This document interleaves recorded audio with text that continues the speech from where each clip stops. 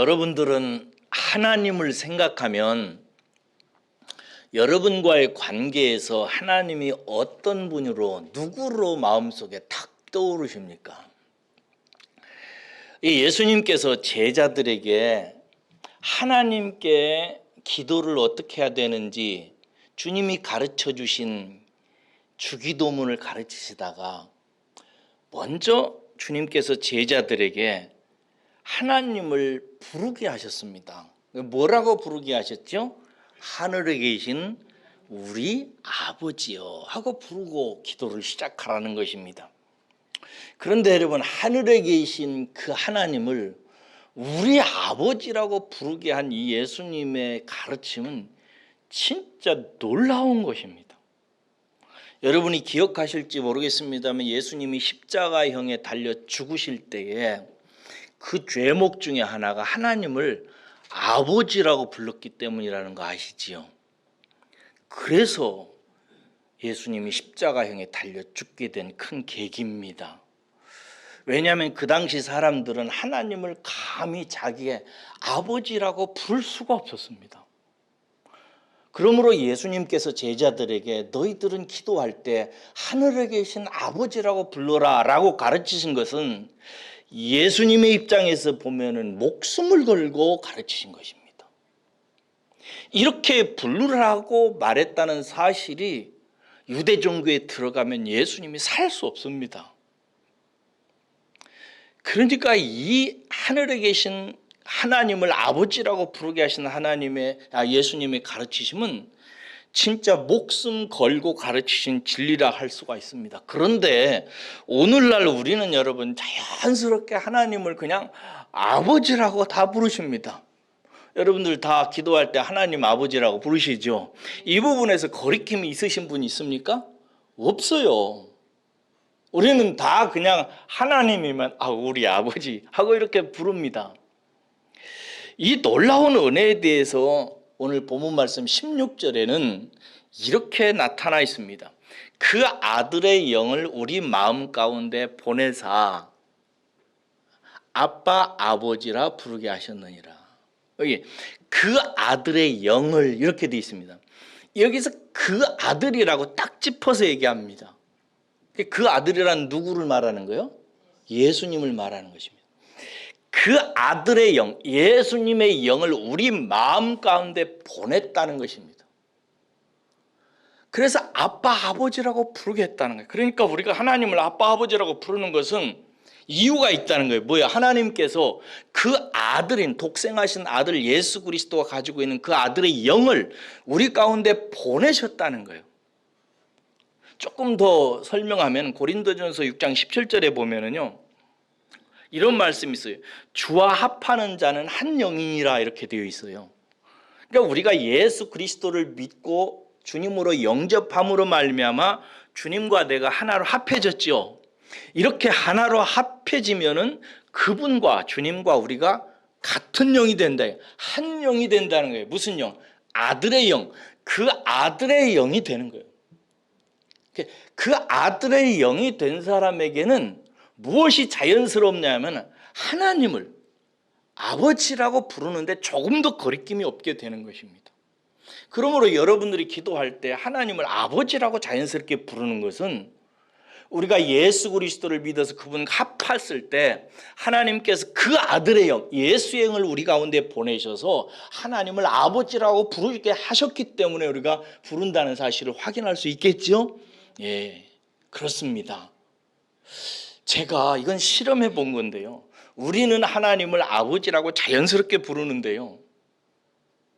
하나님을 믿지 않는 자, 예수 그리스도와 합하지 않은 자는 하나님을 아버지라고 못 부릅니다. 제가 시켜봤어요, 친구들에게. 친구들 모아놓고, 얘들아, 니들 마음으로 진짜 하나님을, 내가 믿는 성경에 나온 여호와 하나님을 아버지라고 불러봐. 그랬더니 대뜸 부르는 애가 없어요. 피식피식 웃어요. 그래서 내가 그랬어요. 아니 그냥 불러봐. 하나님 아버지 하고 불러봐. 그랬더니 그 중에 두어 놈이 하나님 아버지 내가 불렀지 하더라고요. 그래서 내가 물었어요. 네 마음으로 진짜 진실로 고백이 돼? 그건 아니지 라고 하더라고요. 여러분, 진실로 그 마음에 참으로 거짓 없이 하나님을 아버지라고 그냥 자연스럽게 불러지는 이 은혜, 여러분 그렇게 부르는데 조금도 자연스럽지 않거나 그렇지 않죠? 그냥 진실로 조금도 거리낌 없이 하나님은 내 아버지시오 라고 그냥 자연스럽게 부르는 것은 하나님의 특별한 은혜로 그 아들의 영을 받았기 때문에 나타나는 은혜의 현상이라는 사실을 믿으시기를 주의 이름으로 축원합니다. 그런데 이것이 무엇을 의미하느냐 하는 것을 좀 더 생각해 봐야 돼요. 제가 주제 설교를 첫 번째 지지난주에 시작하면서 계시에 대해서 말씀드리면서 다른 종교와 기독교 다른 점이 무엇인지에 대해서 여러분에게 묻고 또 그렇게 앞으로 생각하라고 그랬어요. 뭐라고 대답했어요? 기독교는 하나님을 알고 누리는데 뭘로 알고 누린다고요? 계시로 누린다고. 그리고 계시를 뭐라고 그랬어요? 계시는 하나님께서 우리와 하나님 사이에 닫혀졌던 것, 막혀 있는 것, 가려져 있는 것을 하나님께서 치워주셔서 뚜껑을 열어 보이듯이 열어 보인다는 거예요. 근데 이 계시는 누가 받는다고 그랬어요? 마태복음이나 누가복음이군요. 누가복음 10장이나 마태복음 11장에 보면은 이 계시를 받는 대상이 둘이라고 그랬어요. 하나는 그 아들, 하나님의 아들 예수님하고 그 아들의 소원대로 계시를 받는 자라고 되어 있습니다.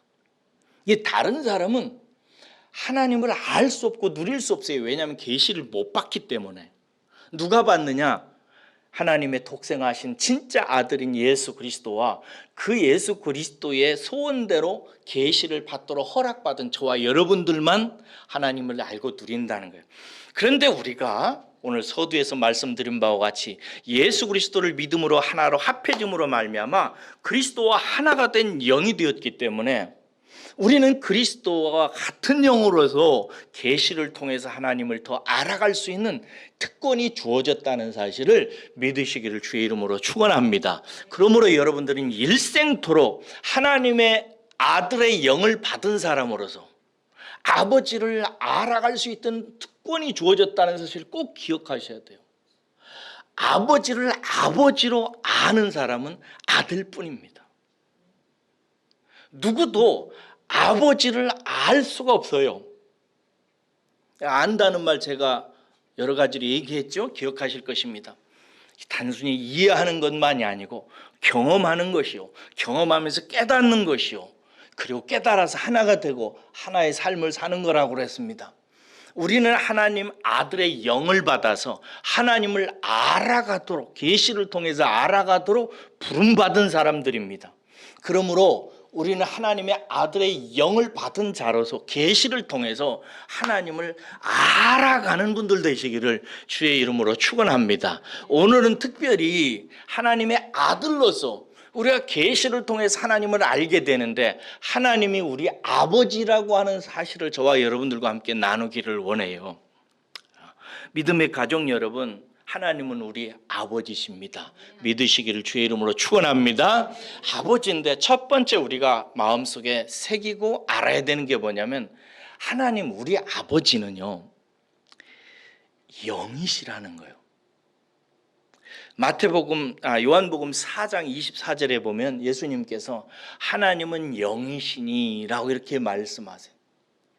우리 아버지 하나님은요, 여러분들의 아버지는 영이십니다. 네. 자, 그러면 영이 뭐냐? 영이라는 말은 히브리 말로, 그 히브리 단어로 말하면 루아흐 이런 발음으로 이렇게 이름을 지었어요. 루아흐. 헬라어로는 푸뉴마 이렇게 되어 있습니다. 영이라는 뜻이에요. 근데 루아흐 혹은 푸뉴마 이건 무슨 뜻을 가지고 있냐면요, 공기, 호흡, 바람 이런 뜻을 갖고 있어요. 그런데 하나님이 공기고 호흡이고 바람이라는 뜻은 아니에요. 요한복음 3장에서 예수님께서 니고데모와 대화를 하시면서 니고데모에게 이런 말씀을 하십니다. 바람이 임의로 불매 네가 그 소리는 들을 수 있다. 바람은 임의로 자기 마음대로 바람은 불어요. 근데 그 소리는 네가 귀로 들을 수 있다. 그러나 그 바람이 어디에서 나서 어디로 가는지 너는 모른다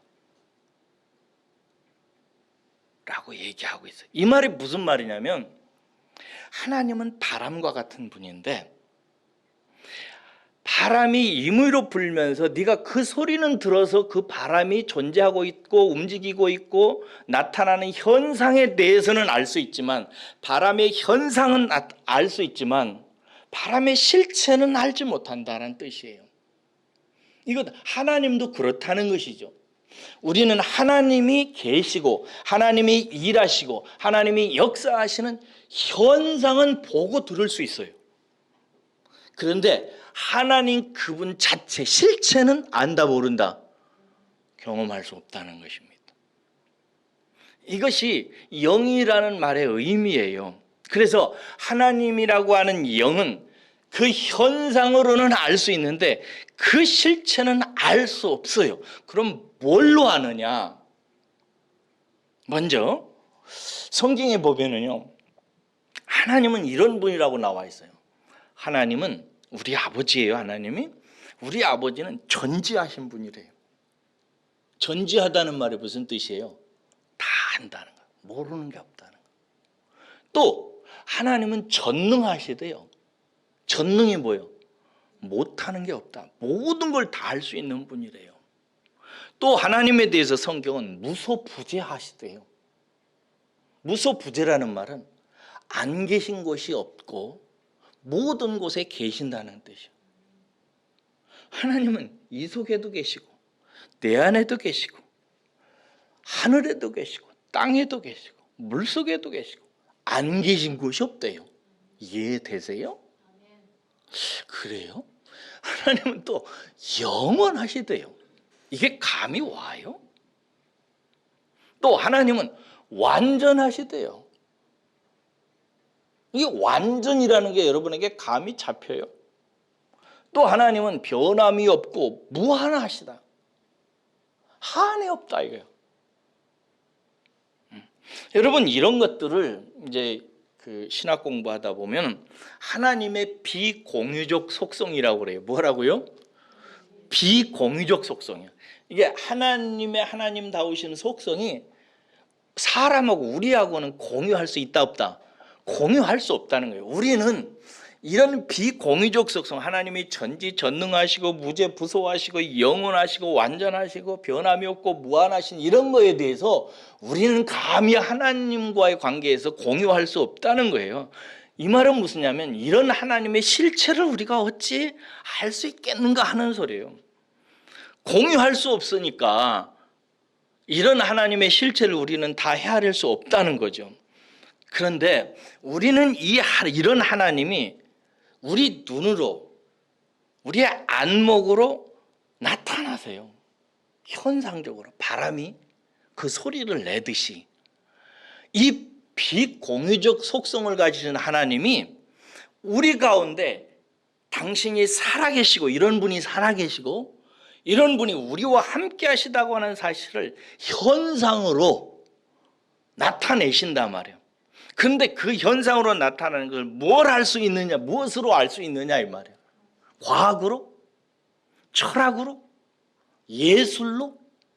상상으로? 아니에요. 계시로 알 수 있다 이거예요. 이해하시겠습니까? 계시로 오직 그 아들과 그 아들의 소원대로 계시를 받은 자만이 이 현상을 통해서 나타나는 하나님의 실체에 대해서 알아갈 수 있는 계시의 문이 열린다는 거예요. 할렐루야. 계시를 통해서 아는 거예요. 자, 한번 생각해 봐요. 조금 어려울 수 있어도 생각하셔야 됩니다. 생각 안 하면 졸립니다. 생각하셔야 돼요. 자, 첫째, 우리는 자연 만물의 현상을 봅니다. 하늘과 땅과 바다와 우주 전체가 존재하는 현상들을 우리 눈으로 보고 귀로 듣습니다. 로마서 1장 20절에 보면은 이 만물 속에는 뭐가 들어있냐면 창조자의 영원한 능력과 신성이 들어있다는 거예요. 그래서 우리가 모든 만물 현상을 이렇게 보면은 누구나 다 뭘 깨닫게 되냐면 정말 신비하다. 저걸 어떻게 생겨났을까? 저게 저절로 생겼다고?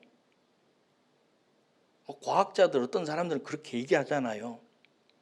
근데 여러분 마음속에는 저절로 생겼다고 하는 설명도 이의가 있고 생각이 있고 받아들여지기도 하지만 우리는 더 근본적으로 저 많은 것들이 우주 전체와 세밀한 세계 속에 들어있는 이치와 질서를 보면서 이 모든 것들은 누군가가 계획을 가지고 만들지 않으면 이 질서가 어떻게 이런 모든 만물 속에 이 질서가 이렇게 다 새겨져 있는가?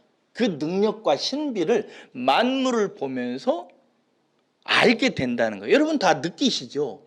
그러면서 1장 20절에 뭐라고 말하냐면은 이 만물을 보면서 누군가 만들었다 그런 그 창조주를 핑계할 수 없다 이거예요. 핑계할 수 없게 만들었다라는 것입니다. 이것이 이제 현상이에요. 그런데 이 현상에 대해서 말씀의 계시는 이 능력과 신비로 만물을 만드신 창조자가 계시다고 계시는 말하고 있는 거예요. 그러면서 이 창조자가 누구냐? 하나님이라고 말하고 저와 여러분들과 같이 하나님의 그 아들의 영을 받은 사람들에게는 그 만물을 창조한 창조자 하나님이 너희들의 아버지다라고 가르쳐 준다는 거예요. 사랑하는 여러분, 하늘을 보고 땅을 보고 물이 흘러가는 것을 보고 천지가 돌아가는 그 모든 만물 속에 있는 능력과 신성을 느끼면서 이 모든 것을 만든 창조자가 있다는 사실을 계시는 우리에게 알려주고 특별히 그 아들의 영을 받은 사람들의 가슴 속에는 그분이 그 창조자가 내 아버지다라고 하는 사실을 계시하십니다. 그러므로 사랑하는 여러분, 천지 우주 만물을 주신 하나님이 내 아버지다 라고 믿고 기뻐하시기를 주의 이름으로 축원합니다. 창조주가 우리 아버지입니다. 그런데 또 하나만 생각해 봐요. 더 재밌어요. 이 하나님이 창조한 세계는요 변하고 움직입니다. 가만히 있지를 않아요. 그렇죠? 봄이 돼가지고 봄 상태로 있지를 아닙니다. 여름이 돼요. 가을이 되고 겨울이 됩니다. 생물 씨를 하나 땅에 심으면 씨가 가만히 있지를 않아요. 움직이고 싹을 틔우고 자라나서 꽃을 피우고 열매를 맺습니다. 또 여러분, 아침이 오면 아침 상태로 있지를 않아요. 저녁이 옵니다. 하루가 되면 그 다음 날이 오고요. 올해가 가면은 또 다음 해가 우리 앞에 나타납니다. 이 움직임 속에서 한 시대가 일어나고 성장했다가 쇠하고 그렇게 그 시대가 성장했다가 쇠하고 나면 또 다른 역사와 문화를 가지고 있는 다른 세대가 일어나서 번성했다가 또 사라집니다. 이런 과정에서 우리의 생각과 사상과 기술과 문화도 생성되고 발전하고 변하고 사멸되고 또 다시 다른 생각이 일어나고 사상이 나타나고 문화가 나타나고 이렇게 바뀝니다. 이런 모든 현상들을 뭐라고 얘기하냐면 역사라고 이렇게 얘기합니다. 이것은 역사라고 하는 현상이에요. 그런데 여러분, 이 역사적인 현상에 대해서 말씀이라고 하는 계시는 우리에게 알려줘요. 이 역사가 무엇인지, 이 역사가 뭐라고 알려주냐면 하나님이 일하시기 때문이라는 거예요.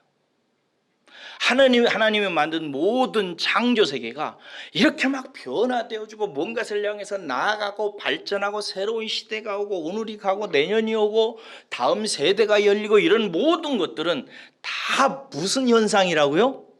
창조주 하나님이 일하시는 현상. 네. 하나님의 그래서 역사라고 안 하는 것입니다. 이 역사에 대해서 주님의 말씀 계시는 우리에게 하나님과 아들들에게 예수님을 통해서 뭐라고 말씀하시냐면 예수님이 이렇게 기도하라고 하잖아요. 하늘에서 이루어진 것 같이 땅에서도 이루어지게 하소서라고 기도하게 하시잖아요. 이게 역사의 개념이에요. 역사는 뭐냐? 하늘에서 하나님께서 다 이루어 놓은 것을 이 땅에서 풀어내시고 이루어 가시고 성취해가는 과정이에요. 이게 하나님이 만드신 모든 만물이 움직이고 바뀌고 변화되는 현상에 대해서 아들들에게 하나님께서 계시의 말씀을 통해서 가르쳐 주시는 역사의 의미예요. 역사는 하늘에서 성부, 성자, 성령님께서 계획하신 것이 이 세상에 심겨지고 자라나고 싹이 틔워지고 열매를 맺고 꽃을 피워가는 과정이라 이 말이에요. 그런데 말씀에 계시는 한 걸음 더 나아가서 이 역사는 둘로 갈려지는 마지막 지점을 향해서 나간대요. 하나는 영원한 생명을 거두는 작업이고 또 하나는 영원한 멸망을 거두는 작업이다. 그래서 첫 번째는 영원한 천국을 만들어서 그 안에서 하나님과 샬롬의 세계를 만들고 또 하나는 영원한 멸망인 지옥을 향해서 나간다는 거예요.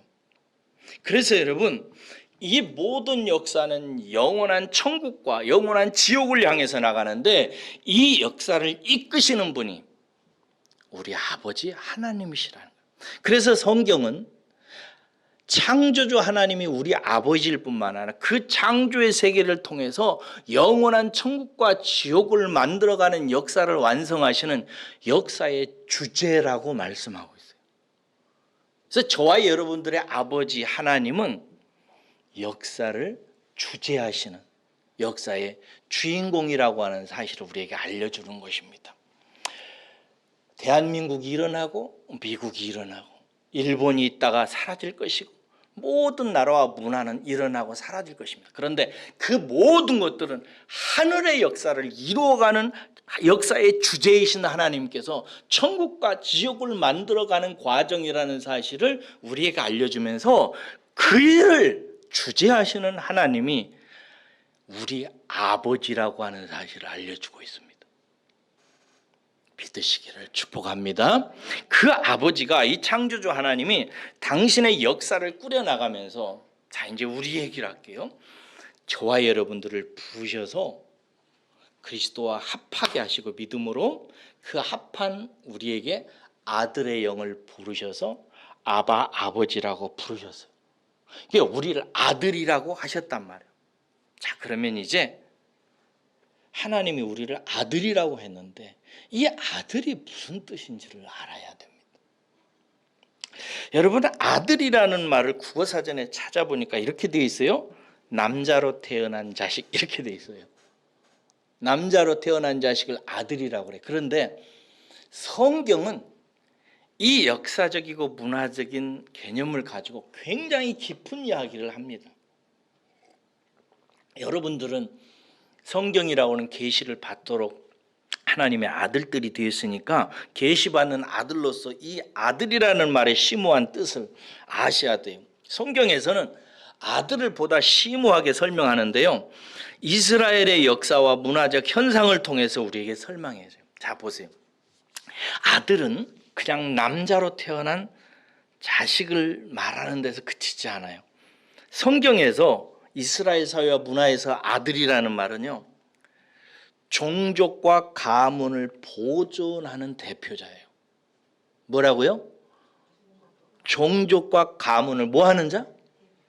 보존하는, 지키는. 우리 한국에도 그런 뜻이 있잖아요. 여자분들은 좀 기분이 나쁠 수도 있어요. 근데 성경에서는 남자와 여자를 가리키는 말이 아닙니다. 나중에 이제 설명하겠습니다. 아무튼 한국이라고 하는 문화 현상 속에도 남자는 무슨 뜻을 갖고 있어요? 그 가문과 그 족속을 보존한, 씨를 보존한다고는 의미가 있어요. 그리고 두 번째는 성경에서 무슨 뜻이냐면 그 가문과 족속의 재산 혹은 토지를 소유권을 가지고 있는 자로서의 권리와 책무를 가진 자라고 얘기해요. 그러니까 그 가문의 재산과 토지에 대한 소유권을 가지고 있고 관리하는 권리와 책무를 가진 자라는 뜻이에요. 이러한 역사적 혹은 문화적 현상을 빌어서 성경은 아들이 무슨 뜻인지를 계시했어요. 하나님의 아들이 무슨 뜻이냐 이거예요. 간단하지만 오늘 본문 7절에 나와 있어요. 7절 보세요.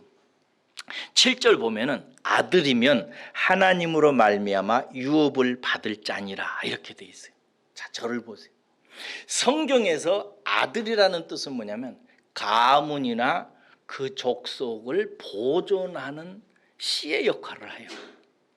그리고 두 번째는 그 가문의 재산과 토지를 소유하고 관리하는 권리와 책무를 가진 자예요. 이해하셨어요? 우리가 하나님의 아들이라는 것은 무슨 뜻이냐면 하나님 나라의 족속, 하나님의 민족을 보존하는 씨로서의 자격이 있다 이 말. 이해하시겠어요?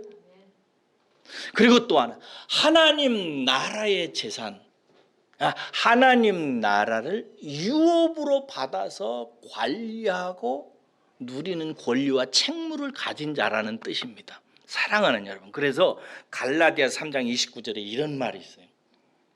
너희가 그리스도의 것이면 곧 아브라함의 자손이요 약속대로 유업을 이을 자니라. 오늘 본문 말씀에도 보면 하나님 나라의 유업을 이을 자가 아들이라고 되어 있잖아요. 그래서 우리가 하나님의 아들이라는 말의 뜻은 하나님 나라의 족속의 씨요, 그리고 하나님 나라의 재산과 유업을 이을 자라는 뜻인 것입니다. 자, 저를 보세요, 여러분. 여러분들은 오늘부터 굉장한 마음속에 그 자긍심을 좀 가졌으면 좋겠어요.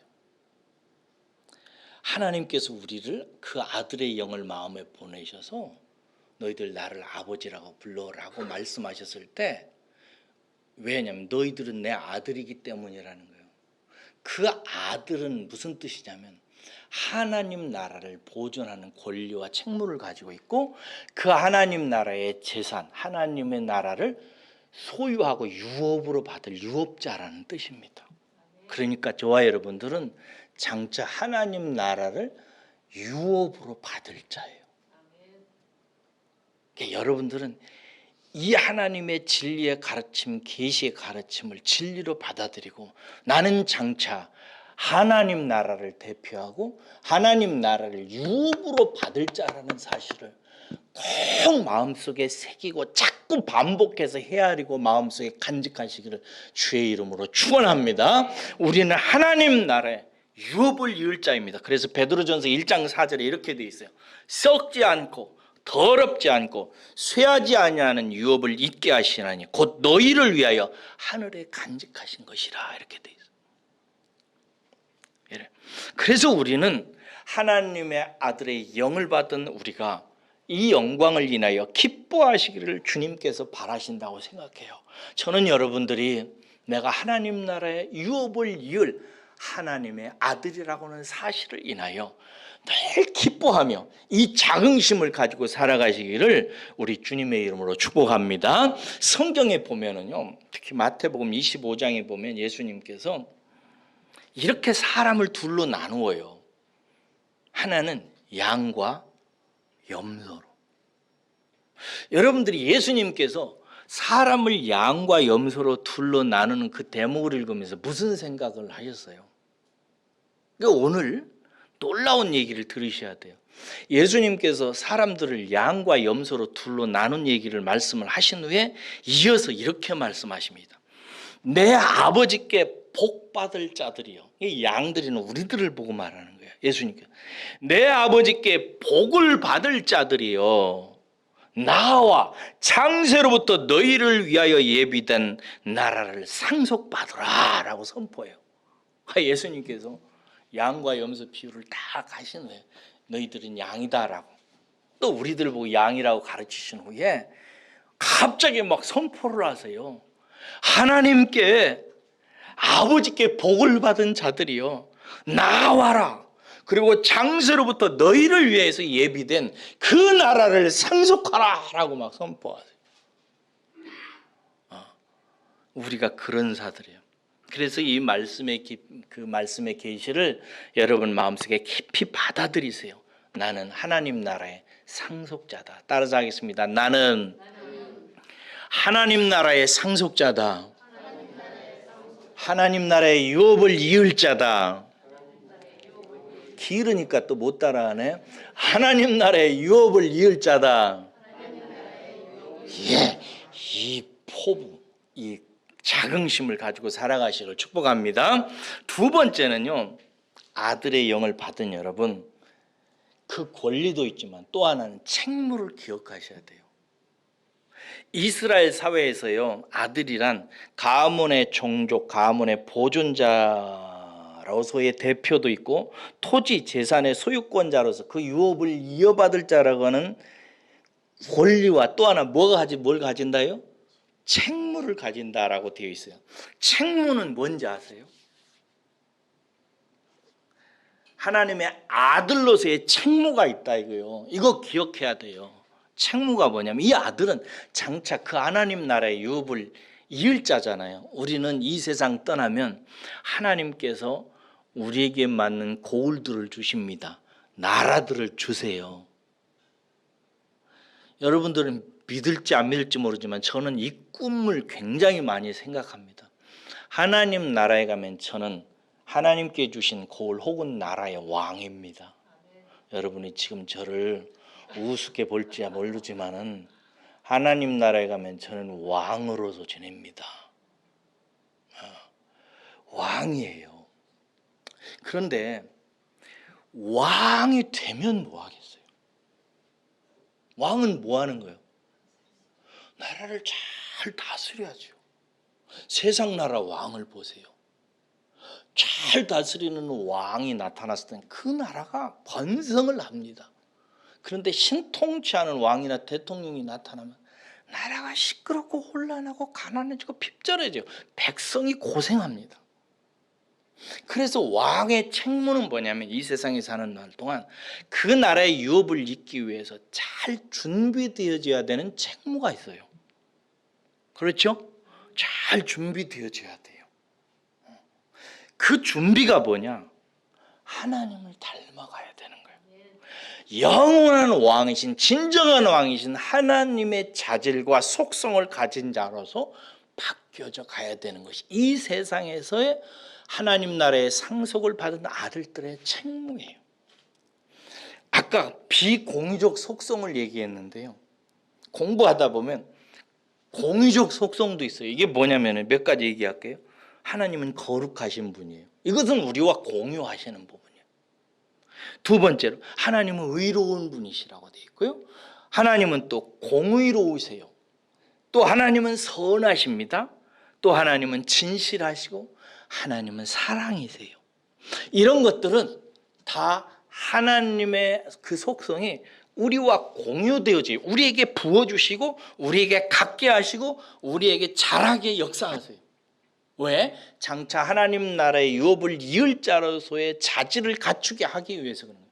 그래서 우리는 하나님의 이 공유적 속성을 이 세상에 사는 날 동안 내 것이 되도록 깨닫고 알아가고 경험하고 하나님과 하나 되는 것으로 자꾸 알아가면서 나아가야 돼요.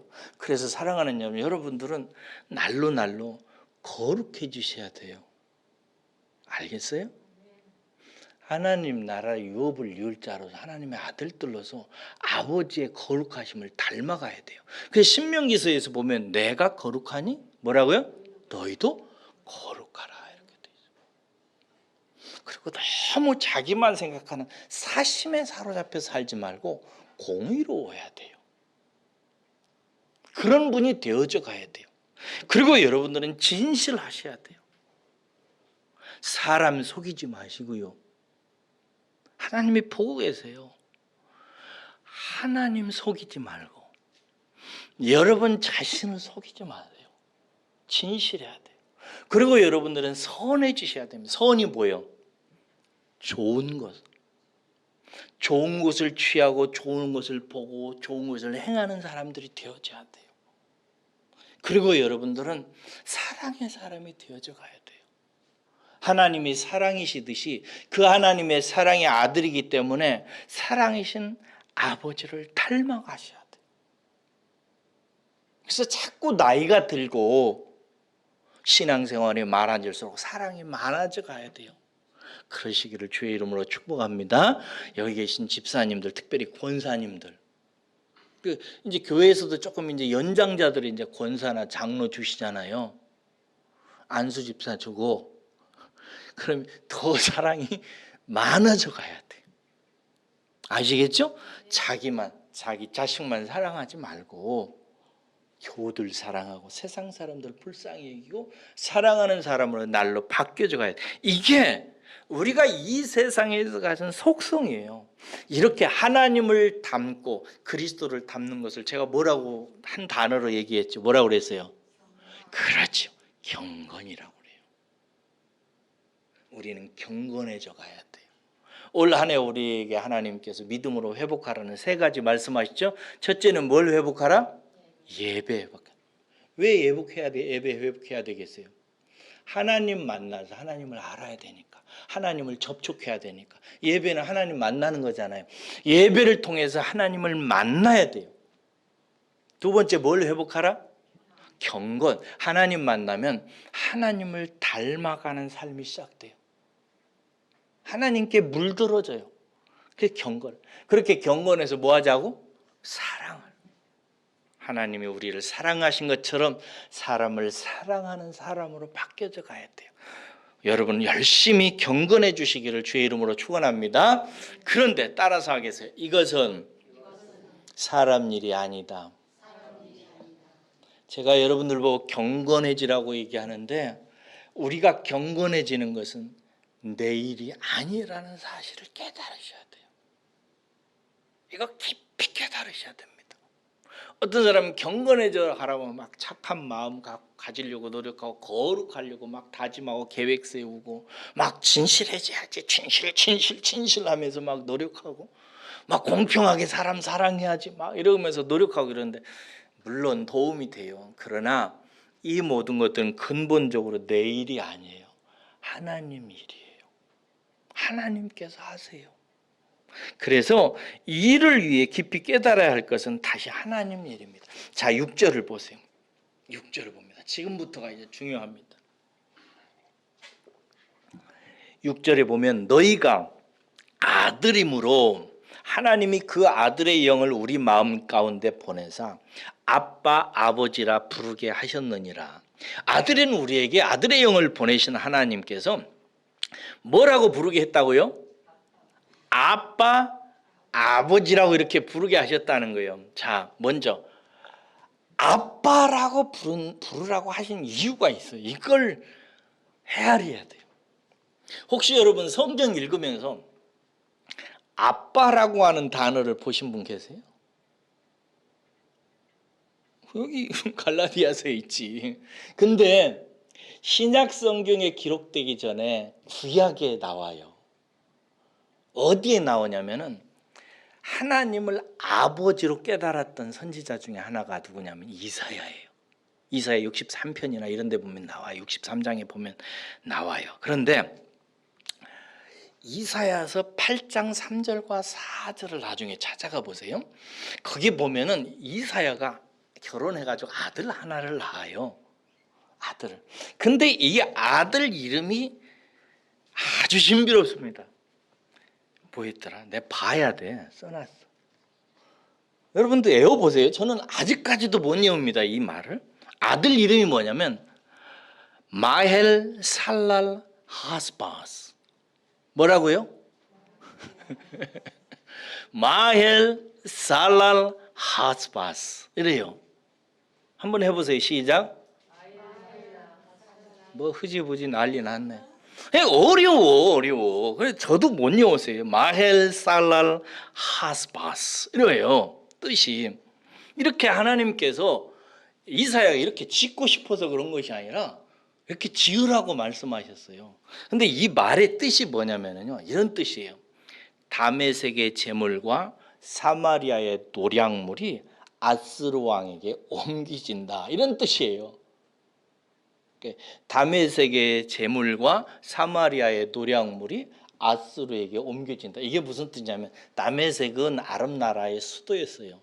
그리고 사마리아는 북이스라엘 수도였어요. 그러니까 이 말은 무슨 말이냐면 아람 나라하고 사마리아가 아스루에게 망한다는 뜻이에요. 그런데 이 말씀을 담기 위해서 그렇게 마헬 살랄 하스바스라고 지극히 하신 후에 거기 본문에 보면 이렇게 돼 있어요. 그 아기가 아빠라 부르기 전에 다메섹과 사마리아가 아스루에게 멸망한다는 얘기가 나와요. 그 아기가 뭐라고 부르기 전에? 아빠. 그 아기가 태어나서 아빠라고 부르기 전에 북이스라엘과 아람 나라가 아스루에게 망한다는 얘기예요. 여기서 아빠라고 하는 단어가 나와요. 이 아빠 얘기를 하려고 제가 하는 거예요. 아빠라는 말은 히브리어로 아부이래요. 그리고 영어로는 파파 이러잖아요. 여러분 비슷하지 않아요? 아부. 우리는 뭐라고? 아빠. 미국 사람들은 파파 이러잖아요. 다 비슷비슷해. 이것도 그러니까 참 의미가 있어요. 이게 아부라는 말이 나오는데, 아빠라는 말은 어린아이가 부친을, 그 아버지를 친근하게 부를 때 사용하는 말이에요. 그렇죠? 어렸을 때 아빠, 아빠, 아빠 이렇게. 하나님이 우리에게 너는 나를 아빠라 불러라.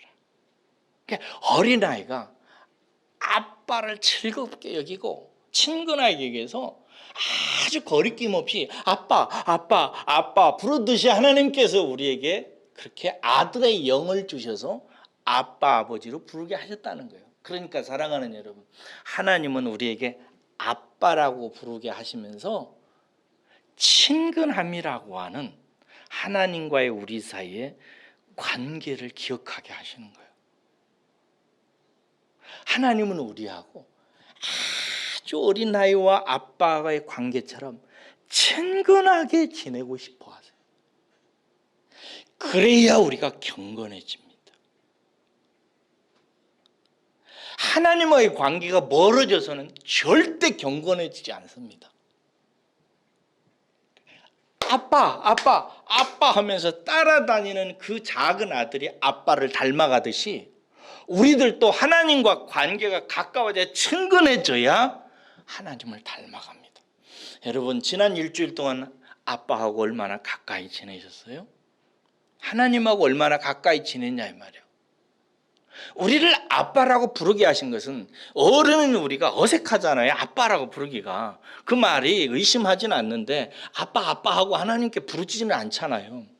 근데 아빠라고 부르신 이유는 뭐냐면 너하고 나하고 사이는 아주 어린아이와 아빠 사이처럼 아무것도 막힌 것이 없이 가까워지고 친해져야 된다.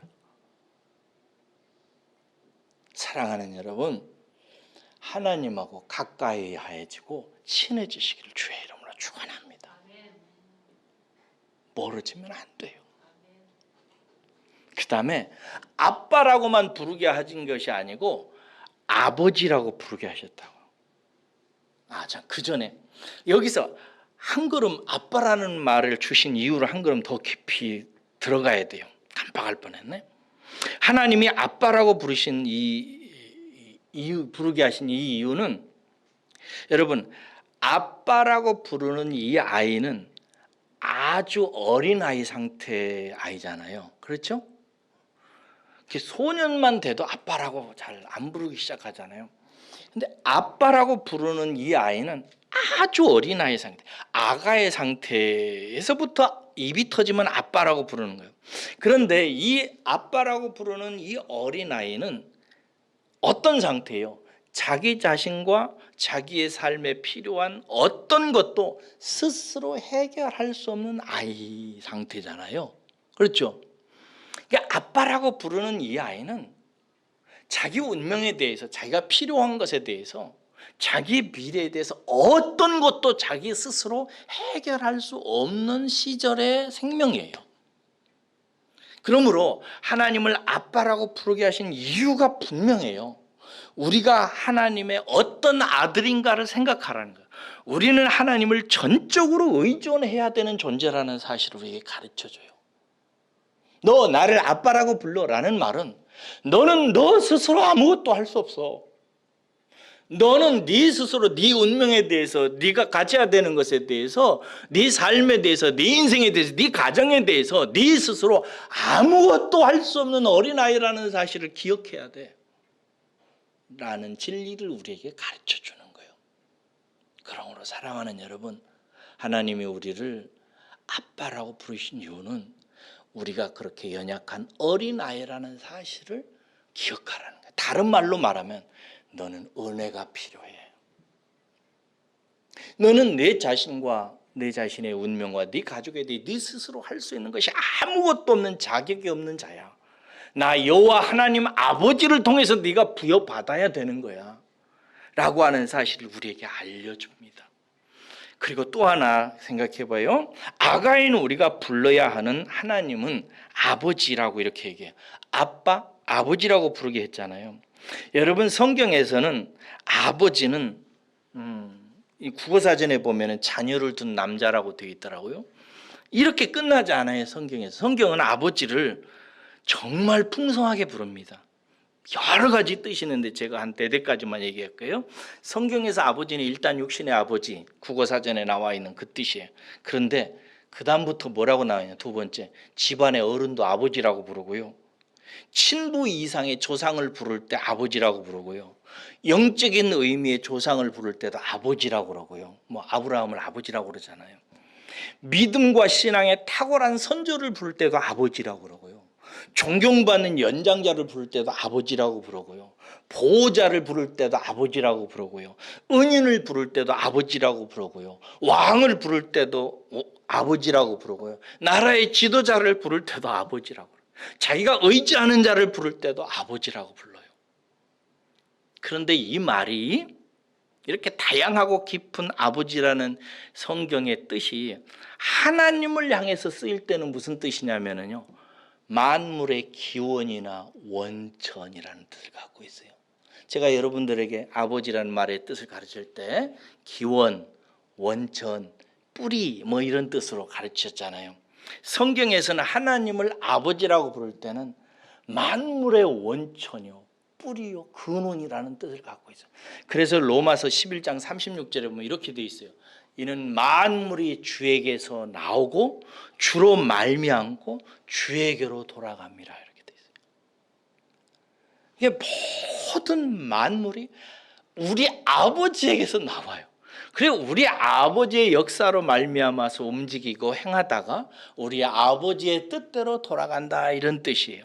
그리고 이 아버지는 구약 성경에서는요, 창조자, 보호자, 양육자, 통치자라는 뜻을 갖고 있고요.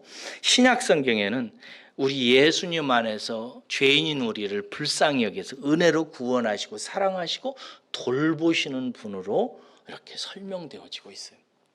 특별히 하나님 우리 아버지는요, 사랑이십니다. 요한일서 4장 8절에 하나님은 사랑이시다 이렇게 되어 있어요. 우리 아버지는 어떤 분이냐면 이런 개념을 마음속에 생각해 보세요. 우리 아버지 하나님은요, 영원토록 그 아들들에게 자신을 주시는 분이세요. 뭐라고요? 자신을 주시는 분. 누구에게?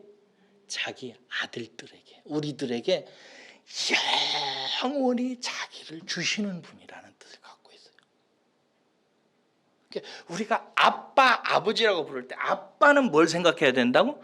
나는 아무것도 내 스스로가 해결할 수 없어서 아버지 하나님으로부터 은혜를 받아야 되는 존재라는 사실을 기억하게 해야 된다는 거예요. 그런데 우리가 아빠하고 나가서 은혜를 받으려고 바라보는 아버지 하나님은 어떤 분이시냐? 창조자요, 모든 역사의 주재자요, 또 보호자요, 양육자요, 통치자요. 무엇보다도 그 아버지는 사랑이셔서 예수 그리스도 안에서 영원히 당신을 우리에게 주시는 분이시라요. 당신을 주시는 분이 우리를 위해서 무엇을 아끼겠습니까? 아무것도 아끼지. 그래서 야고보서 1장 5절에는 너희 중에 누구든지 지혜가 부족하거든 모든 사람에게 후히 주시고 꾸짖지 아니하시는 하나님께 구하라, 이렇게 돼 있어요.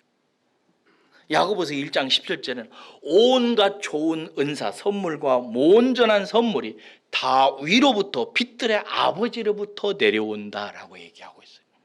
그러므로 사랑하는 여러분, 오늘 하나님을 아빠, 아버지라고 여러분들에게 말씀하시는 그 본문 말씀을 가지고 아버지가 어떤 분이신지, 그리고 그 아버지의 부르심으로 아들의 영을 받은 우리가 어떤 마음을 가져야 되는지를 여러분들에게 전하기 위해서 이 설교를 하는 거예요. 여러분들은 끊임없이 하나님을 아빠, 아버지라고 부르세요. 아시겠죠? 아빠라고 부를 때는 뭘 생각해야 된다고요? 나는 아가다. 어린 아기다. 내가 내 자신에 대해서 아무것도 해결할 수 없는 존재라는 사실을 기억하면서 부르라면 아빠. 하나님과 친근한 관계에 있지만 내 자신은 아무것도 할 수 없는 어린아이다. 그리고 아버지라 부를 때는 온 우주 만물을 창조하시고 운용하시고 관리하시는 역사의 대주제이신데 나를 보호하시고 인도하시는 그 아버지 하나님이시라는 사실을 기억하면서 특별히 예수 그리스도 안에서 나를 불쌍히 여기셔서 영원히 하나님 당신을 부해 주시고 주시는 분인 사랑의 아버지라는 사실을 늘 마음속에 기억하라는 거예요. 저는요, 안타까울 때가 있어요. 그게 뭐냐면 이 세상에서 자라면서 육신의 아버지를 좀 잘못 만나가지고 아버지 상이 비틀어진 분들이 계세요. 우리가 육신의 아버지들은 뭘 보여주냐 하면 좋으신 아버지 하나님을 나타내 보여주는 역할을 해줘야 되거든요, 자식들에게. 근데 저도 이 부분에 대해 잘 못해요. 근데 어떤 분은 진짜 현저하게 또 못하는 분도 계세요. 그래서 아버지를 생각하면 분노가 일어나고, 아버지를 생각하면 상처만 생각나고, 아버지를 생각하면 온갖 나쁜 상념들이 마음속에 올라온 분들이 계세요. 그런데 여러분, 이런 분들은 좋으신 아버지를 경험하고 알아가는데 더 유리한 위치에 있다는 사실을 깨달으셔야 돼요. 이런 땅에 있는 아버지를 통해서 좋으신 아버지를 더 경험하도록 부름받은 사람들이에요. 오히려 더 유리합니다. 이런 사람들이 은혜 받으면요, 아버지 하나님을 더 체험합니다. 더 온전하신 하나님을 경험해요. 그러니까 사랑하는 여러분, 육체의 아버지를 통해서 얻게 된 모든 것들이 아버지 하나님을 깨닫고 이해하고 누리도록 하기 위한 하나님의 배려요, 은혜라고 하는 사실을 기억하고 늘 좋으신 아버지 하나님 가슴에 품고 지내세요. 또 어떤 분들은 그렇게 나쁜 아버지 밑에서, 혹은 연약한 아버지 밑에서, 혹은 부족한 아버지를 통해서 하나님을 배웠기 때문에 하나님 생각하면 막 공포의 하나님, 심판하시는 하나님, 막 저주하시는 하나님, 막 징벌을 내리시는 하나님, 보복하시는 하나님, 용서치 아니하시는 하나님, 이런 하나님을 생각하는 성도들도 많아요. 근데 하나님은 우리를 부르셔서 아들의 영을 부르셔서 너희들은 나를 아빠, 아버지라고 불러라 라고 말씀하셨어요. 그러니까 여러분들은 아빠, 아버지라고 부르시면 늘 나는 아기와 같은 존재이고 이런 나를 안고 계시는 하나님을 생각하시고 그 하나님은 나를 위해서 온갖 좋은 것을 주시는 하나님이라고 마음속에 생각하고 늘 그 하나님 믿고 의지하고 그 하나님께 나아가서 기도하시기를 주의 이름으로 축원합니다. 기도하겠습니다.